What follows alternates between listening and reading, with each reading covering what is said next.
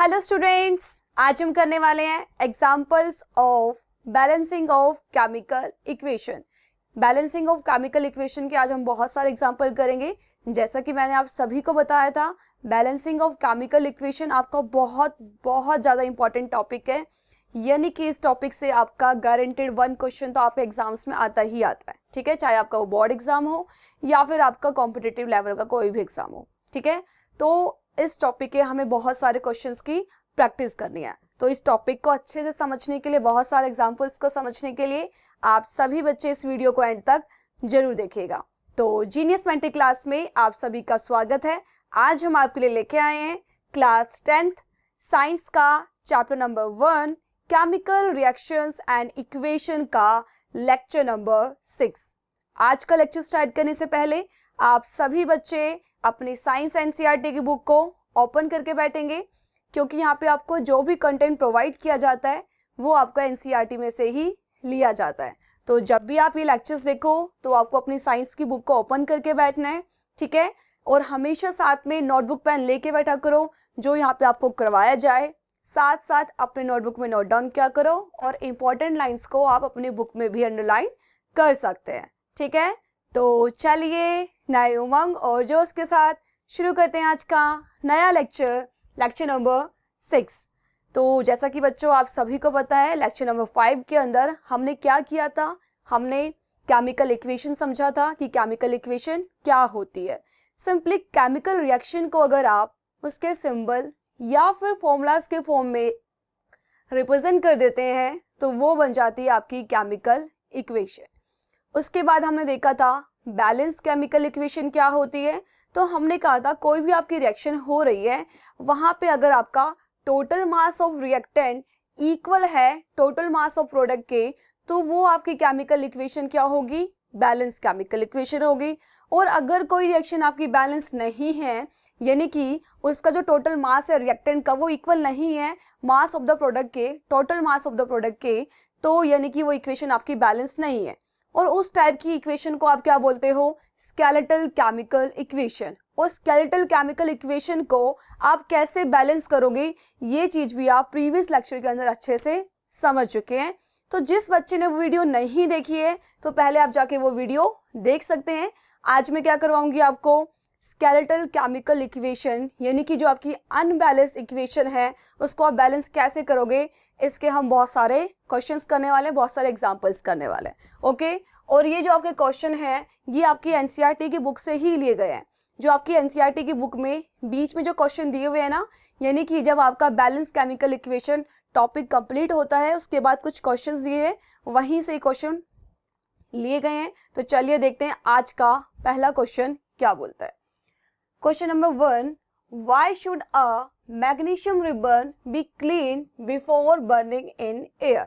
इन्होंने बोला कि जो आपका मैग्नीशियम रिबन है उसको आपको क्लीन क्यों करना पड़ता है, उसकी कब रिएक्शन एयर के साथ उसको बर्न करने के लिए। ठीक है, तो ये क्वेश्चन आपने देखा था, यानी कि ये जो आपकी रिएक्शन है मैग्नीशियम ऑक्साइड वाली, ये हमने एक एक्टिविटी के अंदर देखा था। तो उसमें क्या कर रहे थे, इस रिएक्शन के अंदर आपका जो मैग्नीशियम रिबन है उसको हमने सैंड पेपर के थ्रू क्या किया था, क्लीन किया था।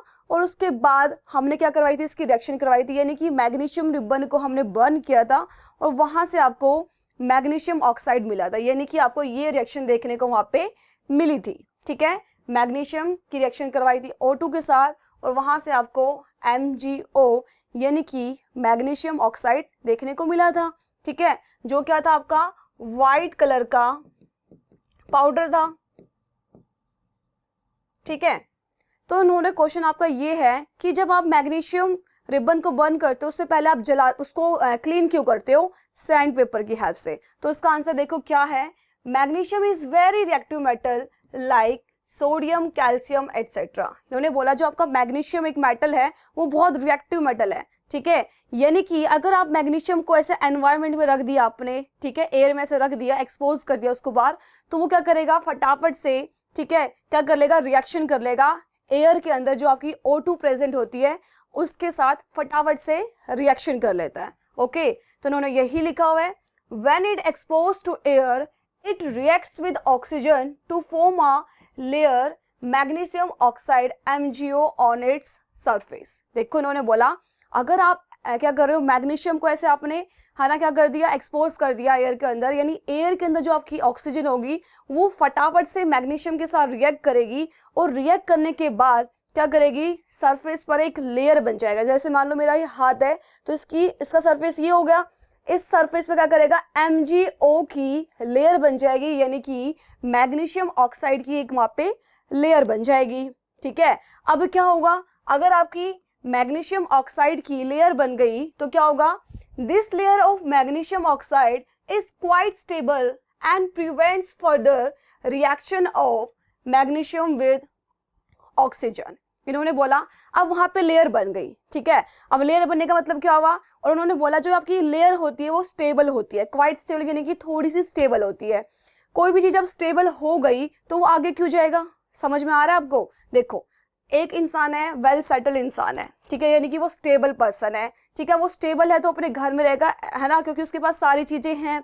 अब जिस इंसान के पास कुछ चीजें नहीं है, उसके पास नौकरी नहीं है, खाने पीने के लिए कुछ नहीं है, तो वो क्या करेगा, इधर उधर घूमेगा, रोजगार ढूंढेगा। ठीक है, यानी कि वो इंसान क्या है, आपका अनस्टेबल है। ठीक है, जो चीज अनस्टेबल होती है वही चीजें क्या होती है, रिएक्शन करती है। अब जो चीज स्टेबल हो गई, उसके पास सब कुछ है, ठीक है, सारी चीज उसके पास भरपूर मात्रा में है, तो वो रिएक्शन क्यों करेगा। ठीक है, जब आपका मैग्नीशियम क्या करते हो, आप एक्सपोज कर देते हो एयर में, तो वहां पे मैग्नीशियम ऑक्साइड की लेयर बन जाती है और वो लेयर आपकी बहुत स्टेबल होती है। अब चीजें स्टेबल हो गई यानी कि उसको रिएक्शन की जरूरत नहीं है। ठीक है, तो यानी कि जो आपको MgO की जो लेयर होती है, यानी कि मैग्नीशियम ऑक्साइड की जो लेयर होती है, वो क्या करती है, आगे रिएक्शन होने से क्या करती है, उसको प्रिवेंट करती है। ठीक है, यानी कि जब आप चाहोगे कि मैग्नीशियम की रिएक्शन दोबारा से ऑक्सीजन से करवाई जाए तो वो रिएक्शन होगी नहीं, क्योंकि वहां पे तो ऑलरेडी मैग्नीशियम ऑक्साइड की लेयर है।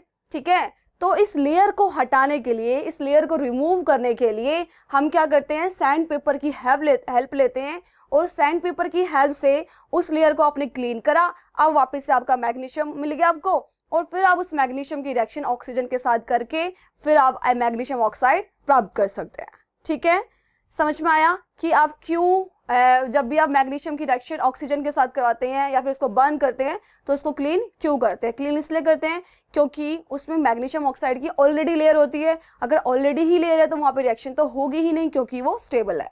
ओके, तो ये देखो यहाँ पे यही लिखा हुआ है, the magnesium ribbon is clean bye sand paper two remove this layer so that the underlying metal can be used for the reaction. Underlying layer यानी कि उस लेयर के नीचे जो है ना, जो चीज है यानी कि मैग्नीशियम है, उसको आगे फर्दर आप यूज कर पाओ रिएक्शन के लिए। ठीक है, समझ में आया आप सभी को, क्लियर हो गया क्वेश्चन नंबर 1।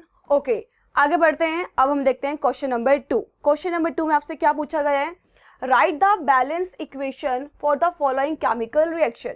यहाँ पे आपको केमिकल रिएक्शन गिवन है, आपको इसकी बैलेंस केमिकल इक्वेशन लिखनी है। केमिकल रिएक्शन आप सभी को पता है ना, ये अगर आपकी वर्ड्स में लिखी होती है तो वो आपकी केमिकल रिएक्शन होती है, यानी कि आपके दो या फिर दो से ज्यादा सब्सटेंस रिएक्ट करते हैं। ठीक है, यानी कि जो आपके रिएक्टेंट है वो रिएक्ट करेंगे और वहां से आपको एक नया सब्सटेंस मिलता है। ठीक है, और वो जो नया सब्सटेंस होता है उसकी प्रॉपर्टी पहले वालों से डिफरेंट होती है, या फिर बोल सकते हैं न्यू प्रॉपर्टीज उसके अंदर होती हैं। ठीक है, जिसको आप बोलते हो प्रोडक्ट। ठीक है, और अगर इनको वर्ड्स में लिख देते हो तो ये केमिकल रिएक्शन बन जाती है।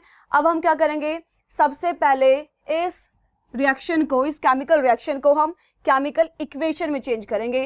अब हम पहले क्या करेंगे, इसकी केमिकल इक्वेशन लिखेंगे। केमिकल इक्वेशन लिखने के बाद हम इसको बैलेंस करेंगे कि अगर बैलेंस है तो ठीक है, अगर नहीं है तो हम इसको बैलेंस करके लिख देंगे। तो देखो हाइड्रोजन यानी कि क्या होता है आपका H2 होता है। ठीक है, फिर क्लोरीन मतलब Cl2 होता है। हाइड्रोजन प्लस क्लोरीन की रिएक्शन करवाई तो वहां से मिलता है आपको हाइड्रोजन क्लोराइड। ठीक है, क्या मिल गया, हाइड्रोजन क्लोराइड। तो यहाँ पे हाइड्रोजन क्लोराइड होता है आपका HCl, या फिर इसको आप हाइड्रोक्लोरिक एसिड भी आप बोल सकते हैं। ठीक है, क्या बोल सकते हैं इसको आप, हाइड्रोक्लोरिक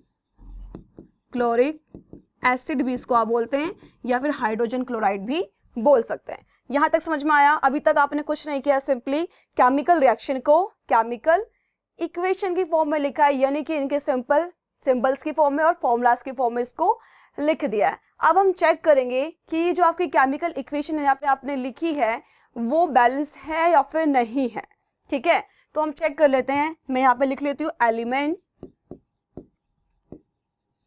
ठीक है, और यहाँ पे लिख लेती हूँ number of atoms in reactant side. ठीक है, यानी कि आप लिख सकते हो लेफ्ट हैंड साइड, और यहाँ पे मैं लिख देती हूँ number of atoms in product side. मैं सिंपल यहाँ पे लिख देती हूँ प्रोडक्ट साइड। ठीक है, प्रोडक्ट साइड यानी कि राइट हैंड साइड में। तो देखो बच्चों, ये तो आपको पता होगा, ये है आपका रिएक्टेंट, यानी कि ये है आपकी लेफ्ट हैंड साइड, ये है बच्चों आपका प्रोडक्ट यानी कि राइट हैंड साइड। ओके, अब क्या करोगे आप, पहले एलिमेंट देख लो किस किस टाइप के एलिमेंट है। यहाँ पे सिर्फ आपको हाइड्रोजन और क्लोरीन ही देखने को मिल रहा है। अब हम क्या करेंगे, रिएक्टेंट साइड हम चेक करेंगे कि हाइड्रोजन के कितने नंबर ऑफ एटम्स हैं। तो देखो रिएक्टेंट साइड आपको हाइड्रोजन के कितने नंबर ऑफ एटम्स दिखाई दे रहे हैं, 2, तो यहाँ पे लिख दिया आपने 2। क्लोरीन के भी आपको 2 ही दिखाई दे रहे हैं। अब हम चलते हैं प्रोडक्ट साइड आपका हाइड्रोजन के कितने नंबर ऑफ एटम्स दिख रहे हैं आपको, सिर्फ और सिर्फ 1 दिखाई दे रहा है, तो यहाँ पे लिख दिया 1, और क्लोरीन का भी आपको 1 ही दिखाई दे रहा है। तो देखो आपका हाइड्रोजन और क्लोरीन दोनों के आपके अनबैलेंस है, यानी कि जो आपकी यहाँ पे जो आपको इक्वेशन दिख रही है वो क्या आपकी स्केलेटल केमिकल इक्वेशन है, यानी कि अनबैलेंस्ड है। आपको इसको बैलेंस करना है। बैलेंस करने के लिए क्या करोगे, पहले हम हाइड्रोजन को कर लेते हैं, है ना। यहाँ पे 2 है, यहाँ पे 1 है, तो इसको आप 1 × 2 कर सकते हो, यानी कि आप HCl के आगे क्या कर दोगे, 2 लगा दोगे। ठीक है, तो आपकी रिएक्शन बन जाएगी H2 प्लस, सॉरी O2 लिख दिया, यहाँ पे आना था आपका Cl2, है ना, क्या, क्योंकि यहाँ पे आपको क्लोराइड दिया हुआ है, 2HCl। देखो हाइड्रोजन को बैलेंस कर रहे हैं तो मैं यहाँ पे 2 लगाऊंगी। कोई ऐसे मत कर देना H2Cl कि मैम हमको तो सिर्फ और सिर्फ हाइड्रोजन को करना था, तो ये आपका एकदम गलत हो जाएगा। यानी कि आप केमिकल फॉर्मूला में कोई भी चेंज नहीं कर सकते हो, उसके बाहर ही चेंज कर सकते हो, है ना। अगर आप इस तरीके से करो, यहाँ पे बॉक्सेस बना दो तो आपको थोड़ा सा ईजी रहेगा। ठीक है, फिर प्रैक्टिस के साथ आपको ये बॉक्सेस बनाने की जरूरत नहीं पड़ेगी। यानी कि आपको कोई भी अल्ट्रेशन करना है, कोई भी चेंज करना है इस केमिकल इक्वेशन के अंदर, तो आप इस बॉक्स के बाहर ही करोगे, इसके अंदर कोई चेंज आप नहीं कर सकते हो। ठीक है, यानी कि आप H2Cl ऐसा नहीं लिख सकते हैं आपको, है ना। चाहे आपको हाइड्रोजन को बैलेंस करना हो या फिर क्लोरीन को, आप क्या करोगे, इसके बाहर ही क्या करोगे, लिखोगे। और जो आपको बाहर लिखते हैं, है ना, मैंने आपको बताया था, इसको क्या बोलते हो आप, स्टिचियोमेट्रिक कोफिशिएंट बोलते हो, या फिर स्टिकियोमेट्रिक भी इसको कई लोग बोलते हैं। ठीक है, समझ में आया आपको, ओके, कोफिशिएंट। अब देखो, अब यहाँ पे आपका हाइड्रोजन, 2 हाइड्रोजन, यहाँ पे 2 क्लोरीन है, और यहाँ पे भी आपके 2 हाइड्रोजन है और 2 ही आपके क्या हो गए, अब क्लोरीन हो गए हैं। यानी कि अब ये जो आपकी इक्वेशन है वो क्या हो गई, आपकी बैलेंस्ड हो गई है ना। समझ में आ रहा है ना। 2HCl का मतलब क्या हुआ, 2 ही हाइड्रोजन है यहाँ पे और 2 ही क्लोरीन है। यहाँ पे भी 2 हाइड्रोजन 2 क्लोरीन थे, और यहाँ पर भी, यानी कि number of atom in reactant side और प्रोडक्ट साइड आपको क्या हो गए, इक्वल हो गए हैं। तो ये जो आपकी इक्वेशन है ये क्या होगी, आपकी बैलेंस्ड केमिकल इक्वेशन। ओके, आगे बढ़ते हैं। अब हम इसका सेकंड पार्ट देखते हैं। सेकंड पार्ट में भी यहाँ पे आपको एक रिएक्शन दी हुई है, केमिकल रिएक्शन दी हुई है। सबसे पहले हम क्या करेंगे, केमिकल इक्वेशन लिखेंगे इसकी। ठीक है, तो देखो इसकी बैलेंस केमिकल इक्वेशन क्या बन जाएगी, बेरियम क्लोराइड, यानी कि क्या हो गया आपका BaCl2 प्लस में एल्यूमिनियम सल्फेट, है ना। आपने क्या करा, बेरियम क्लोराइड की रिएक्शन करवाई एल्यूमिनियम सल्फेट के साथ। ठीक है, एल्यूमिनियम सल्फेट का फॉर्मूला हो गया आपका Al2SO4 का होल थ्राइस। ठीक है, ये है आपका फॉर्मूला एल्यूमिनियम सल्फेट का, Al2SO4 का होल थ्राइस। इसको आप इस तरीके से क्या करेंगे, रीड करेंगे, Al2SO4 का होल थ्राइस। ठीक है, समझ में आया। और ये है आपके क्या है, ये है आपके रिएक्टेंट्स, है ना, या फिर आप बोल सकते हो लेफ्ट हैंड साइड के अंदर जो आपके एलिमेंट्स। ओके, रिएक्टेंट आप सभी को पता है ना क्या होता है, जो रिएक्शन के अंदर पार्टिसिपेट करता है वो होता है आपका रिएक्टेंट। ओके, अब इनकी रिएक्शन करने के बाद, यानी कि बेरियम क्लोराइड और एल्यूमिनियम सल्फेट को आप रिएक्ट करवाओगे तो यहाँ से आपको मिलता है बेरियम सल्फेट और साथ में मिल जाता है आपको एल्यूमिनियम क्लोराइड। ठीक है, अब हम क्या करेंगे, इनका फॉर्मूला लिख लेंगे तो ये आपकी केमिकल इक्वेशन बन जाएगी। ठीक है, बेरियम सल्फेट का फॉर्मूला होता है आपका BaSO4। ठीक है, साथ में एल्यूमिनियम क्लोराइड यानी कि AlCl3, ये आपका एल्यूमिनियम क्लोराइड का फॉर्मूला बन गया, यानी कि BaCl2 प्लस Al2SO4 का whole thrice gives to BaSO4 plus में AlCl3। ठीक है, समझ में आया? ये बन गई आपकी केमिकल इक्वेशन। अब हम चेक करेंगे कि ये बैलेंस्ड है या फिर नहीं है। ओके, अगर बैलेंस्ड है तो बहुत बढ़िया बात है, अगर नहीं है तो हम इस इक्वेशन को क्या करेंगे, बैलेंस करेंगे। ठीक है, तो सबसे पहले देखो मैं यहाँ पे लिख लेती हूँ एलिमेंट।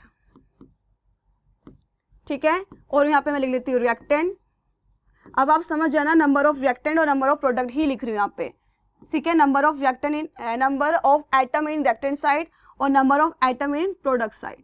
ठीक है, ओके, एलिमेंट क्या क्या है यहाँ पे आपका, बेरियम है, क्लोरीन है, एल्यूमिनियम है और इसके अलावा सल्फर और ऑक्सीजन। इसके अलावा तो और कोई आपको एलिमेंट नहीं दिखाई दे रहा है।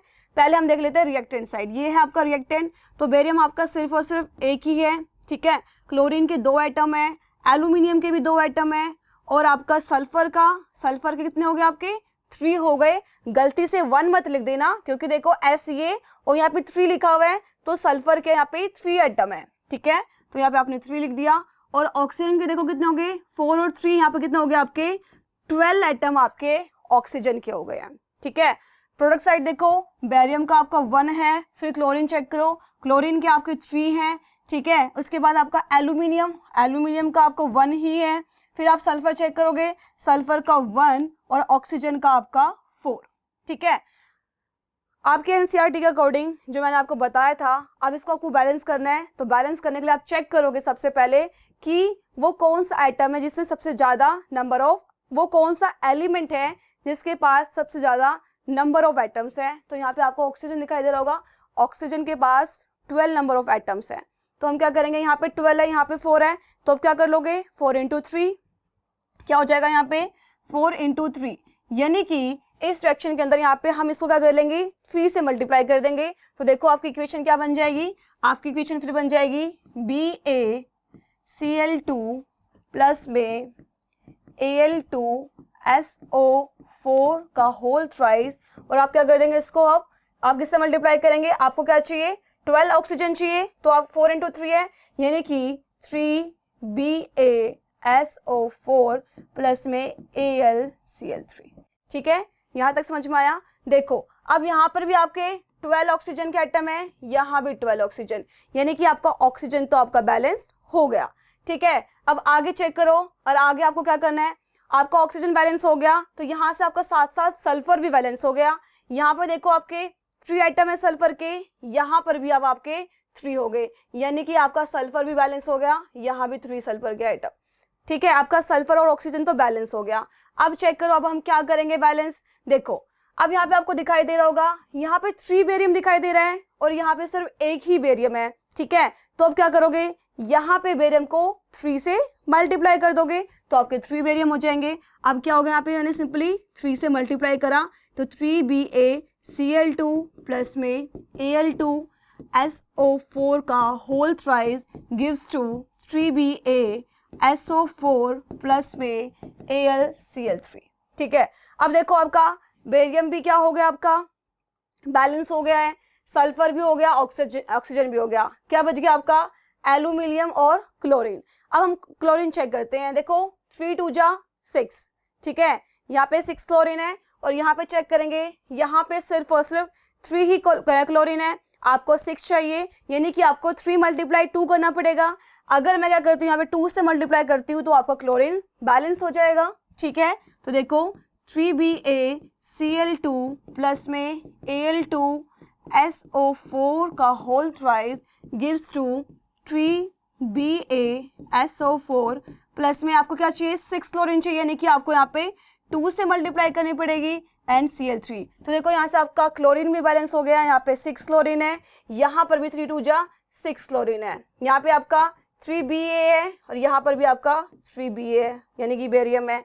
यहाँ पे आपका 2 एल्यूमिनियम है और यहाँ पे भी देखो आपके 2 ही एल्यूमिनियम के एटम है। यहाँ पे आपके 3 सल्फर के एटम है, यहाँ भी 3 सल्फर के एटम है, यहाँ पे आपके 12 ऑक्सीजन के एटम है और यहाँ भी आपके 12 ऑक्सीजन के एटम है। यानी कि ये इक्वेशन होगी आपकी बैलेंस्ड केमिकल इक्वेशन।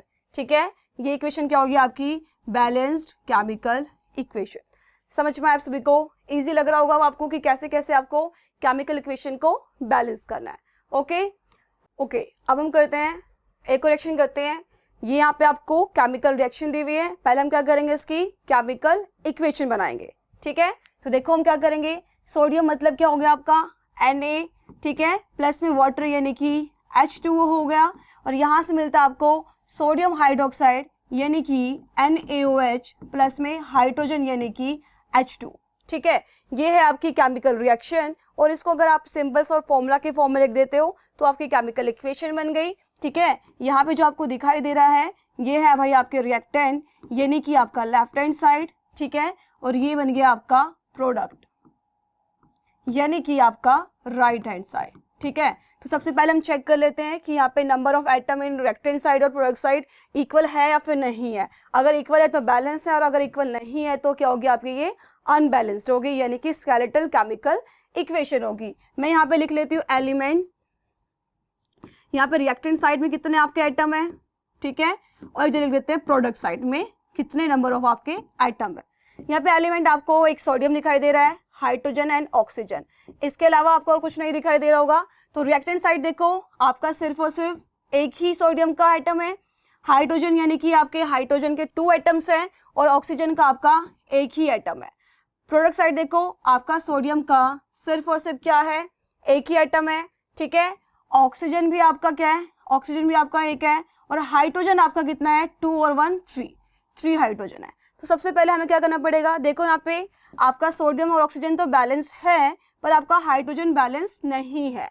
अब इसको बैलेंस करने के लिए आप क्या करोगे, देखो ये कितना है आपका 2 है और यहाँ पे 3, अगर इसको मैं 4 कर दूँ यहाँ पे इजीली आप 4 कर सकते हो। यानी कि इस रिएक्शन के अंदर क्या करना पड़ेगा आपको, देखो Na प्लस H2O, ठीक है, गिव्स टू सोडियम हाइड्रोक्साइड यानी मैं 2NaOH करूँ प्लस में H2 करूँ। अब यहाँ पे आपके हाइड्रोजन के 4 एटम हो गए, 2 ये और 2 ये। ठीक है, 4 हो गए और यहाँ पे 2 ही है। अब इसको 4 करना बहुत इजी है। ठीक है, तो इसको आप क्या कर दोगे, Na प्लस में कितना हो जाएगा आपका 2H2O। ठीक है, और साथ में 2NaOH प्लस में H2। अब आपका हाइड्रोजन तो बैलेंस हो गया पर यहाँ से आप देख पा रहे होगे आपका जो सोडियम है वो गड़बड़ा गया है ना, आपका जो सोडियम है वो अनबैलेंस्ड हो गया। अब यहाँ पे आपके 2Na है ना, 2 सोडियम के आइटम है और यहाँ पर एक ही है तो कोई दिक्कत नहीं, यहाँ पे आप 2 से मल्टीप्लाई कर लो यानी कि अब इसको हम 2Na कर लेंगे प्लस में 2H2O और यहाँ से आपको मिल जाएगा 2NaOH प्लस में H2। अब देखो सारी चीजें क्या हो गई है, बैलेंस हो गए। 2 सोडियम के आइटम है, इधर भी 2 सोडियम के आइटम है। ओके, यहाँ पे आपका 4 हाइड्रोजन के आइटम है और यहाँ पर भी आपके 4 हाइड्रोजन के आइटम, 2 ऑक्सीजन के आइटम और यहाँ पर भी आपके 2 ऑक्सीजन के आइटम है। तो यानी कि ये इक्वेशन क्या होगी आपकी बैलेंस्ड केमिकल इक्वेशन। क्या होगी आपकी बैलेंस्ड केमिकल इक्वेशन। समझ में आया आप सभी को, क्लियर होगी चीजें। ओके, आगे बढ़ते हैं। अब देखो क्वेश्चन नंबर 3। क्वेश्चन नंबर 3 में क्या पूछा गया आपसे, right a balance chemical equation with straight symbols for the following reaction. यहाँ पे आपको रिएक्शन दी हुई है, आपको क्या करना है, इसको बैलेंस करके लिखना है। अगर बैलेंस है तो ठीक है, अगर नहीं है तो बैलेंस करके लिखना है और साथ में आपको इनकी फिजिकल स्टेट्स भी मेंशन करनी है। ठीक है, क्या करनी है, इनकी फिजिकल स्टेट आपको मेंशन करनी है। और फिजिकल स्टेट क्या थी, है ना, जब रिएक्शन में आप लास्ट से छोटे छोटे कॉलम लिख देते हो, अच्छा ये सॉलिड फॉर्म में लिया, ये लिक्विड में हमको मिला गैसियस फॉर्म में, तो ये सारी चीजें भी आपको मेंशन करनी है। पहले हम क्या लिखते हैं, केमिकल इक्वेशन लिखते हैं, उसको फिर हम बैलेंस करेंगे और लास्ट में हम उसकी फिजिकल स्टेट भी लिख देंगे। ठीक है, तो देखो पढ़ो, solution of barium chloride and sodium sulphate in water react to give insoluble barium sulphate and the solution of sodium chloride. इन्होंने बोला आपने क्या करा, सॉल्यूशन लिया है बेरियम क्लोराइड का और सोडियम सल्फेट का। ठीक है, यानी कि रिएक्ट करवाया है, यानी कि ये और ये क्या हो गया आपका रिएक्टेंट हो गया, ठीक है। तो सिंपल क्या करा आपने, बेरियम क्लोराइड की रिएक्शन करवाई किसके साथ, सोडियम सल्फेट के साथ, सोडियम सल्फेट के साथ रिएक्शन करवाई आपने, रिएक्ट करवाया इनको, तो वहां से आपको क्या प्रोडक्ट मिला, आपको मिल गया बेरियम सल्फेट और आपको सोडियम क्लोराइड वहां से मिल गया। क्या मिला आपको, बेरियम सल्फेट प्लस में आपको मिल गया सोडियम क्लोराइड।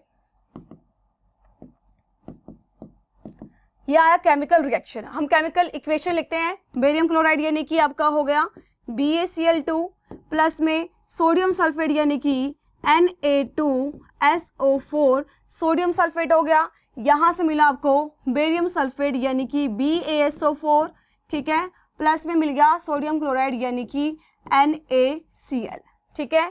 ये होगी आपकी केमिकल इक्वेशन। अब आप चेक करो कि बैलेंस है या फिर नहीं है। तो देखो यहाँ पर एक बेरियम, यहाँ भी एक बेरियम, यहाँ पे 2 क्लोरीन है, यहाँ पर 1 है, यानी कि बैलेंस तो नहीं है। यहाँ पे आपका सोडियम के 2 एटम है, यहाँ पे सिर्फ 1 ही एटम है, यहाँ पर 1 सल्फर 4 ऑक्सीजन 4 ऑक्सीजन, यानी कि यहाँ पे आपका कौन सी चीज़ बैलेंस नहीं है, एक तो आपका सोडियम और एक आपका क्लोरीन बैलेंस नहीं, बाकी सारी चीज़ें बैलेंस है।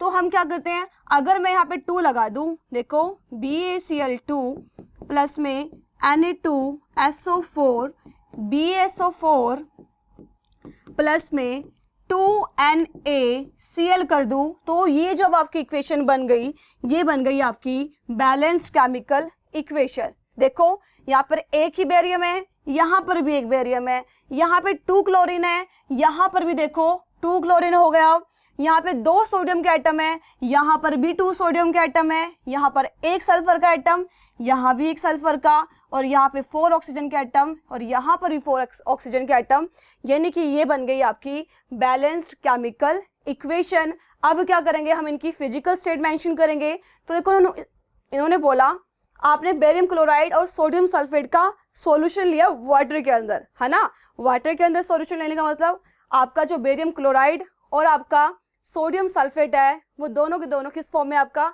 किस फिजिकल स्टेट में, आपके एक्वस फॉर्म में है। तो यहाँ पे आप सिंपली क्या करोगे, AQ लिखोगे और इनको ब्रैकेट के अंदर क्लोज, यहाँ पर भी आप क्या लिखोगे AQ, यानी कि एक्वस फॉर्म में लिए दोनों के दोनों।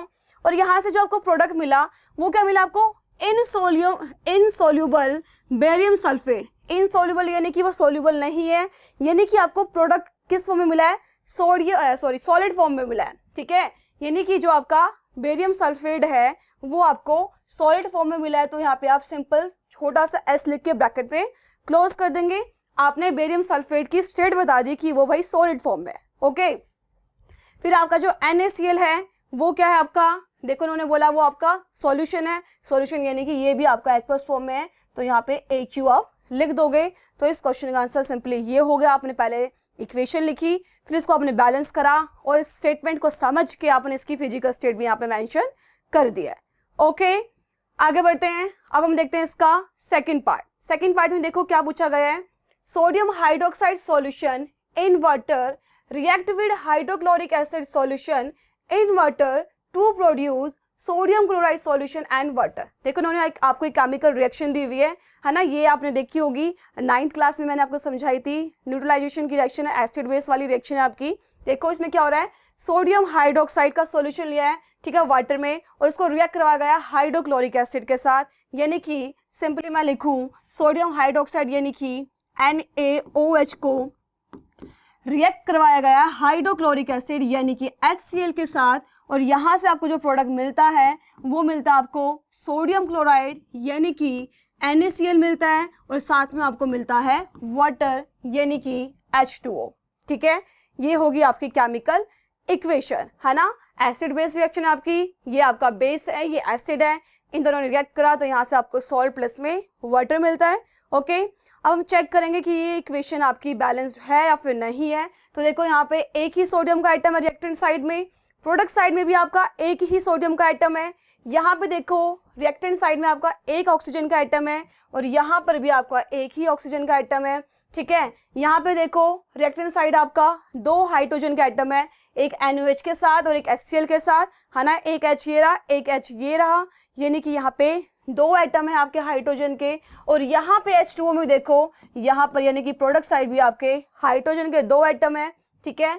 क्लोरीन का यहाँ पे आपका एक ही एटम है, और यहाँ पर भी आपका क्लोरीन का एक ही एटम है, यानी कि ये जो आपकी इक्वेशन है ये बैलेंस केमिकल इक्वेशन है, यहाँ पे आपको बैलेंस करने की जरूरत नहीं है। अब हम क्या करेंगे, अब हम इसको दोबारा से रीड करेंगे और यहाँ से इसकी फिजिकल स्टेट को मेंशन कर देंगे, ठीक है।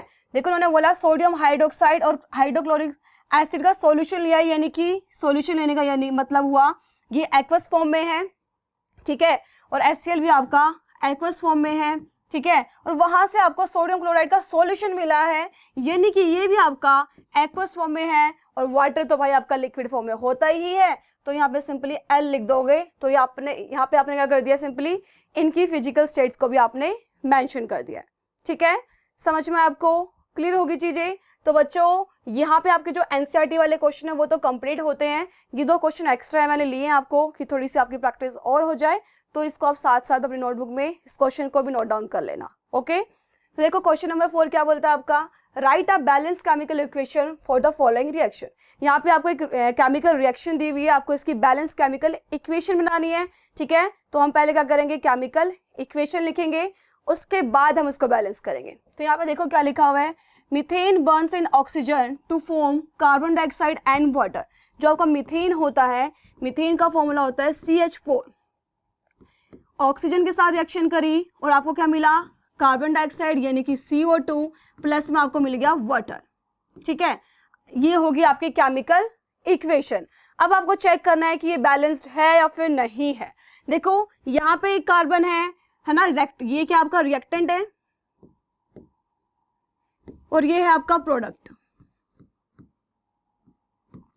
रिएक्टेंट साइड में भी आपका कार्बन का एक ही आइटम, यहाँ पर भी एक आइटम, है ना, और यहाँ पे देखो आपके हाइड्रोजन के कितने आइटम है, 4 आइटम है, यहाँ पे सिर्फ आपको 2 ही आइटम दिख रहे हैं, यानी कि आपको हाइड्रोजन को बैलेंस करना पड़ेगा, यानी कि ये बैलेंस नहीं है, आपको बैलेंस करना पड़ेगा। यहाँ पे ऑक्सीजन के 2 ही आइटम है और यहाँ पे देखो 3 आइटम है ऑक्सीजन के। तो सबसे पहले हम क्या करते हैं, हाइड्रोजन को आप यहाँ पे बैलेंस कर लो। यहाँ पे आपका क्या है, 4 है और यहाँ पे कितने आपके 2 है, तो आप सिंपली H2O को 2 से मल्टीप्लाई कर लो, यानी कि CH4 प्लस में O2 और यहाँ पे CO2 प्लस में 2H2O, यानी कि अब आपका यहाँ पे हाइड्रोजन 4 आइटम हो गया प्रोडक्ट साइड में भी और रिएक्टेंट में भी आपके 4 ही आइटम है हाइड्रोजन के, ठीक है।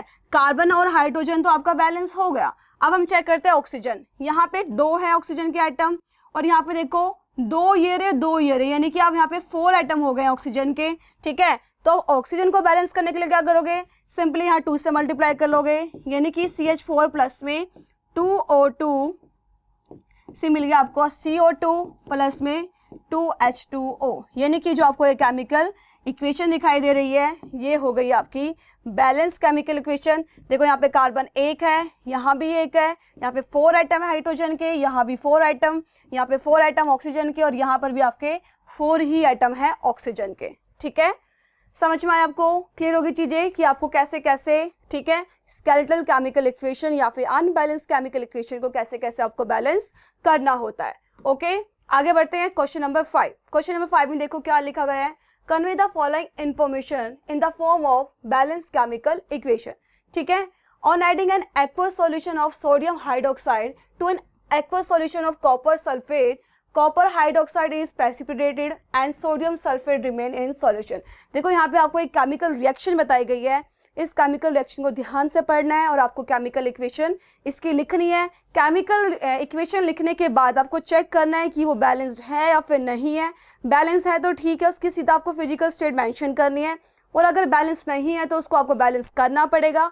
बैलेंस करने के बाद आप क्या करोगे, उसकी फिजिकल स्टेट वहाँ पे लिख दोगे। ओके, तो देखो रिएक्शन पढ़ो क्या लिखा, on adding an aqueous solution of sodium hydroxide, sodium hydroxide यानी कि NaOH की रिएक्शन करवाइए किसके साथ, कॉपर सल्फेट के साथ, यानी कि CuSO4 होता है आपका कॉपर सल्फेट, इसकी रिएक्शन करवाई तो यहाँ से मिलता है आपको कॉपर हाइड्रोक्साइड। कॉपर हाइड्रोक्साइड क्या होता है आपका, CuOH का होल ट्वाइस होता है आपका कॉपर हाइड्रोक्साइड, ठीक है। और वहां से आपको साथ में क्या मिलता है, आपको मिलता है सोडियम सल्फेट, क्या मिलता है आपको, सोडियम सल्फेट।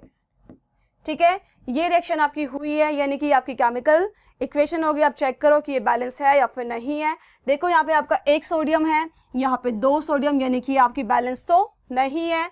यहाँ पे एक कॉपर, यहाँ पर भी एक कॉपर, यहाँ पे एक S O4 और यहाँ पे 4 और 2 6 हाइड्रोजन ऑक्सीजन के एटम है। ठीक है, यानी कि ये आपकी इक्वेशन बैलेंस तो नहीं है।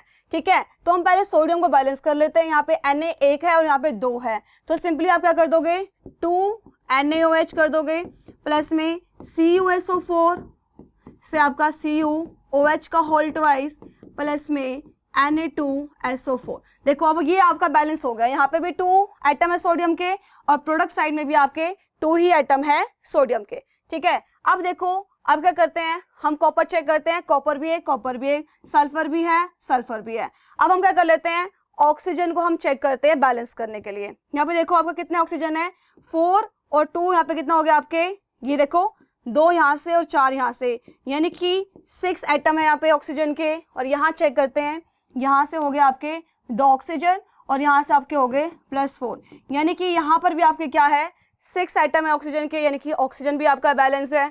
ठीक है, अब हम चेक कर लेते हैं हाइड्रोजन को। यहाँ पे देखो आपके 2 एटम है हाइड्रोजन के। ठीक है, यहाँ चेक कर लेते हैं, यहाँ पर भी 2 ही एटम आपके हाइड्रोजन के, यानी कि जो आपकी रिएक्शन आपको दिख रही है ये है आपकी बैलेंस्ड केमिकल इक्वेशन, है ना। इसमें सारी चीजें क्या है, बैलेंस है, यानी कि number of atom in reactant side is equals to the number of atom in a product side. ठीक है, तो आपकी केमिकल बैलेंस केमिकल इक्वेशन होगी। अब काम क्या रह गया, अब हमको इनकी फिजिकल स्टेट को मेंशन करना है। इन्होंने स्टार्टिंग में बोला NaOH और CSO4 का आपने क्या लिया है, सॉल्यूशन लिया वाटर में, यानी कि ये एक्वस सॉल्यूशन हो गया। तो यहाँ पे सिंपली AQ लिख के ऐसे इसको ब्रैकेट में क्लोज कर लोगे। और इनको फिर यहाँ पे देखो उन्होंने बोला कॉपर हाइड्रोक्साइड का आपको क्या मिला है, PPT मिला है, प्रेसिपिटेट मिला है। प्रेसिपिटेट का मतलब क्या था, सॉलिड प्रोडक्ट मिला है, यानी कि इसकी स्टेट क्या हो गई, सॉलिड स्टेट होगी। तो यहाँ पे आप सिंपली S लिख देंगे। ठीक है, और ये आपको किस फॉर्म में मिला है, वही सॉल्यूशन के फॉर्म में मिला है, तो यहाँ पे इसको आप AQ यहाँ पे लिख देंगे। ठीक है, समझ में आया। तो इसी के साथ आपका जो बैलेंसिंग ऑफ केमिकल इक्वेशन के कुछ एग्जांपल्स मैंने आपको करवा दिए। ठीक है, ये टॉपिक आपका इतना इंपॉर्टेंट है कि एक लेक्चर में इसमें और लूँगी, इसमें आपको और भी बहुत सारे क्वेश्चंस करवाए जाएंगे। आज के लेक्चर के इतने बहुत है जितना आपको करवाया गया है, आपको सारे को अच्छे से रिवाइज करके आना है। ठीक है, बाकी एग्जाम्पल्स हम नेक्स्ट लेक्चर में करेंगे। ओके, और अगर आपको हमारी वीडियोस अच्छी लगती हैं तो हमारे चैनल को लाइक, शेयर एंड सब्सक्राइब जरूर कीजिएगा। मिलते हैं नेक्स्ट लेक्चर में। Thank you.